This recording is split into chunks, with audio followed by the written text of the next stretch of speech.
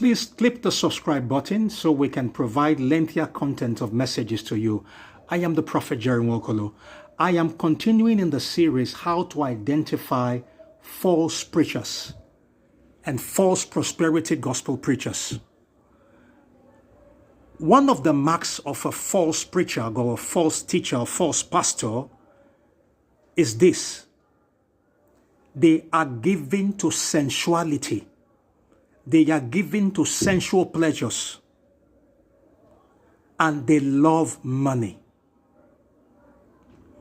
If you carry out an investigation into the private life of such preachers, you will notice, for example, that they are given to secret life of gross sexual immorality, whether it is fornication or whether it is adultery. They can never be faithful to one woman. They sleep with women in the choir of their church. They sleep with women in the congregation. They sleep with married women.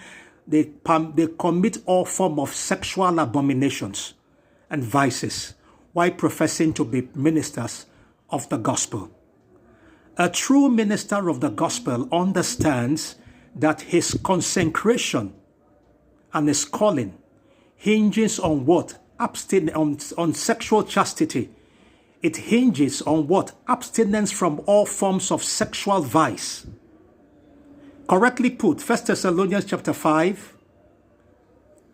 1 Thessalonians chapter 5. If you go through 22 to 25, it says, "This is the will of God, even your sanctification, that you abstain from sexual immorality, that every man learns and practices holding his vessel in his body in what? In true holiness and righteousness." Because a vessel that is polluted with gross sexual immorality can never be inhabited by God's Spirit, can never be used by Jesus Christ to do the work of the ministry.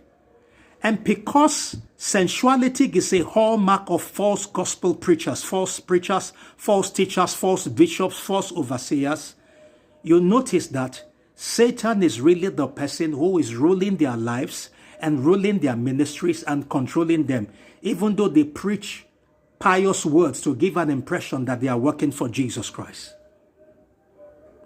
And of course, in order to add milk and butter to their ministry, they fabricate false miracles, false healings, false signs and wonders to give the impression that Christ is resident with them. Now know this, and know this by these marks that I have taught you from the scriptures.